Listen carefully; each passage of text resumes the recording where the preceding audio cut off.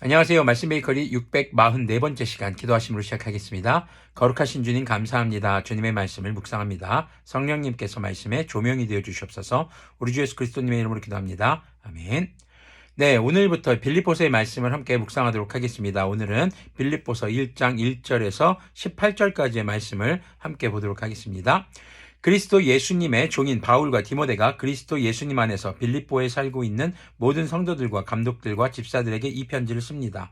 하나님 우리 아버지와 주 예수 그리스도님께서 내려주시는 은혜와 평화가 여러분에게 있기를 빕니다. 자, 바울과 디모데가 함께 예수님 안에서 빌립보에 살고 있는 빌립보 교회 성도들에게 보내는 편지임을 밝히고 있습니다. 자, 3절부터 계속 보면요. 나는 여러분을 생각할 때마다 나의 하나님께 감사를 드립니다. 내가 기도할 때마다 여러분 모두를 위하여 늘 기쁜 마음으로 간구합니다. 여러분이 첫날부터 지금까지 복음을 전하는 일에 동참하고 있기 때문입니다. 선한 일을 여러분 가운데서 시작하신 분께서 그리스도 예수님의 날까지 그 일을 완성하시려고 나는 확신합니다. 자, 바울은 빌립보 성도들을 늘 기억하며 기도하고 있다고 밝히고 있습니다. 그 이유는 지금 첫날 바로 빌립보 성도들과 만나게 된 그 날이 아닐까 싶습니다. 그때부터 복음을 전하는 일에 동참하고 있다는 것은 바울이 여러 곳을 다니면서 복음을 전할 때 이 빌립보 교회가 함께 중보하고 또 필요한 것을 공급해주고 후원하는 일에 동참하고 있었던 것으로 보여집니다. 자, 그러면서 6절에는 선한 일을 여러분 가운데서 시작하신 분께서 자, 하나님께서 바로 주님의 영, 성령님을 통해서 하신 것이겠죠. 선한 일이라는 것은 무엇입니까? 인간 보기에 선한 일이 아닙니다. 하나님 보시기에 선한 것이죠. 바로 복음을 증거하는 일로 보여집니다. 자, 그 복음을 전하는 것, 바울이 복음의 프런트라인에 서서 복음을 전하는 그 모든 상황을 뒤에서 기도로 또 물질로 후원으로 돕고 있는, 그리고 그렇게 하고자 하는 마음을 주신 분도 성령님이시고, 그리고 그것을 시작하신 분께서 이제 그리스도 예수님의 날, 예수님께서 다시 오실 날이겠죠. 그때까지 완성하리라는 것은요, 이 주님이 오시면 다 완성이 되는 겁니다. 그때까지 멈추지 않고 하게 되는 것을 말하는 것입니다. 자, 빌립보 교회 성도들은 그만큼 바울에게 큰 힘이 되었던 것으로 보여집니다. 자, 7절 계속 보면요. 내가 여러분 모두를 이렇게 생각하는 것은 나로서는 당연한 일입니다. 내가 여러분을 내 마음에 간직하고 있기 때문입니다. 여러분 모두는 내가 갇혀 있을 때나 복음을 변호하고 입증할 때에 내가 받은 은혜에 동참한 사람들입니다. 내가 그리스도 예수님의 심정으로 여러분 모두를 얼마나 그리워하고 있는지는 하나님께서 증언하여 주십니다. 자, 지금 바울은 자신이 이 빌립보 교회 성도들을 사랑하고 생각하는 것이 너무나도 당연하다라고 이야기를 하고 있습니다. 특히 7절 후반절을 보면요. 모두는 내가 갇혀 있을 때나 복음을 변호하고 입증할 때나 함께했던 사람들이라는 겁니다. 바울이 지금 이 후반부에 보면 나오겠지만 갇혀 있는 상태에서 이 편지를 쓴 것으로 보여집니다. 굉장히 힘들고 또 외롭고 고난의 시기가 온 것이죠. 하지만 그럴 때 다시 또 힘을 얻을 수 있는 것은 이처럼 함께 동참해주고 함께 힘을 실어준, 그리고 지지하고 있고 도와주고 있고 후원해주고 있는 빌립보 교회 성도들로 인해서 가능한 것임을 우리는 생각해 볼 수 있어야겠습니다. 특히 8절이 개역개정에서는 그리스도 예수님의 심장으로라고 나옵니다. 근데 여기 심정이라고 나오죠. 그것이 이제 원어적인 마음을 보면은 뭐 신체 기관을 이야기하는 것보다 마음 깊은 곳을 의미하는 것으로 볼 수 있겠습니다. 그래서 예수님의 마음으로 지금 빌립보 교회 성도들을 그리워하고 있다라는 것을 이야기하고 있습니다. 예수님의 마음이라는 게 뭘까요? 바로 죽기까지 주님의 자녀들을 사랑하는 그런 모습인 것이죠.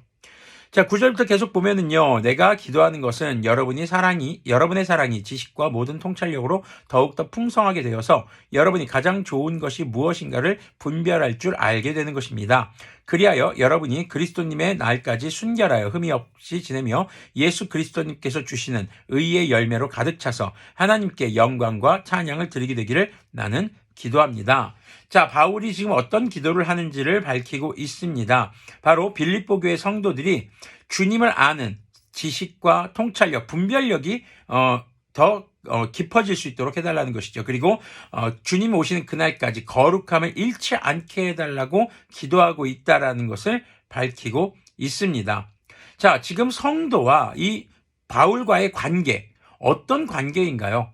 바울은 복음을 전합니다. 주님의 복음을 전하면서 만난 사람들입니다. 그 사람들은 다시 바울이 복음을 전할 수 있는 있는 것에 힘을 실어주고 후원하며 돕고 있는 사람들의 관계입니다. 그러면서 서로가 서로를 위해 기도해주고 서로의 필요를 공급해주고, 근데 그런 마음이 어떤 마음이요? 바로 예수님의 마음, 예수님께서 우리들을 사랑하시고 교회를 사랑하시는 그 마음으로 서로를 사랑하며 기도해주고 후원해주고 있다는 것이죠. 단순히 내가 물질을 보내고 있으니까 내가 이렇게 보내주는 거 알아주세요, 그것이 아니라, 또 이렇게 편지를 쓰는 것이 나에게 더 많은 물질을 보내주세요, 이것이 아니라 서로가 합력하여서 주님 나라 오시는 그날까지 복음을 전하는 것에 열매 맺기를 원하는 관계였던 것입니다.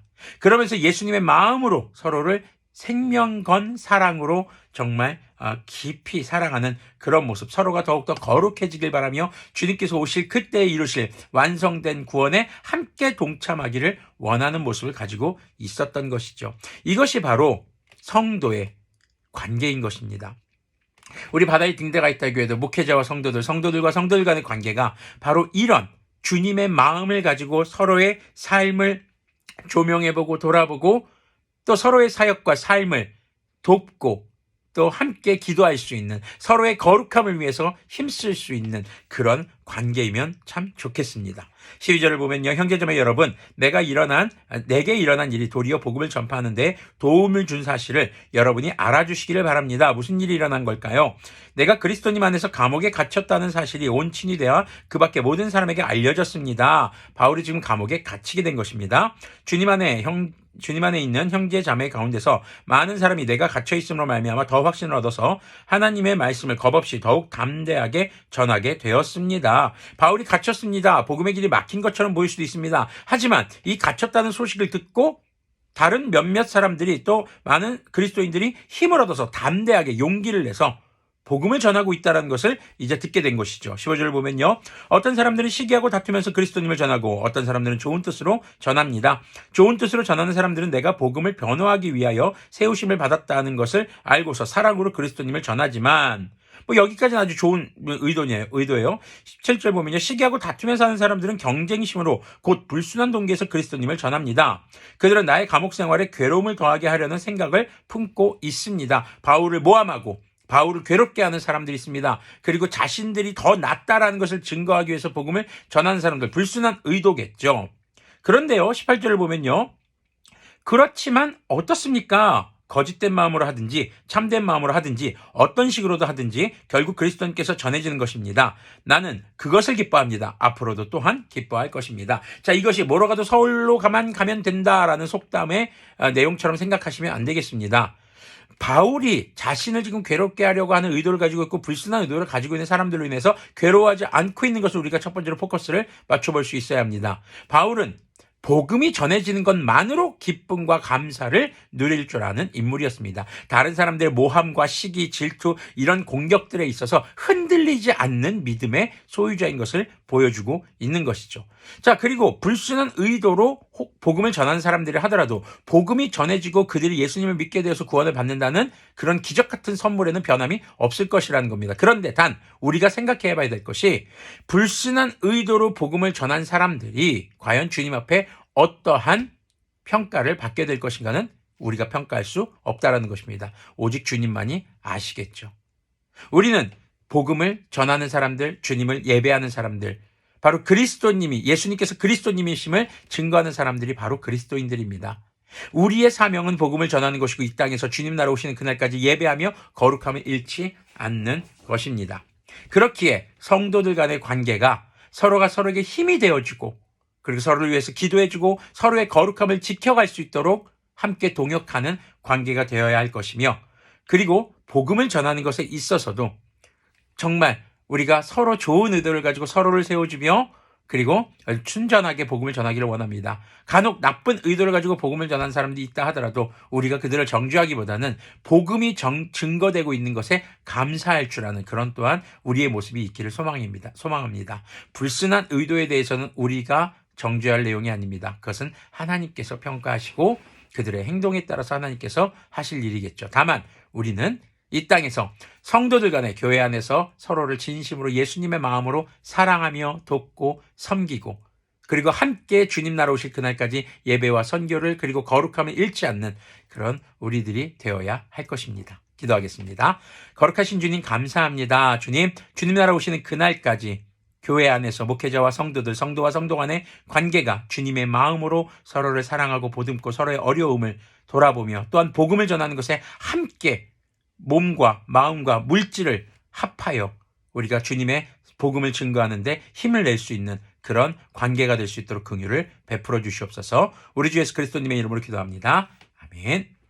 네, 오늘도 여러분들을 위해 기도하겠습니다. 그리고 저를 위해 기도해 주시는 여러분들께도 다시 한번 감사드립니다. 이 모든 것이 함께 주님의 마음으로 하나가 되어서 복음을 증거하며 주님 나라 오시는 그날까지 거룩함을 지키며 예배하는 그런 우리의 모습이 이어지기를 소망해 봅니다.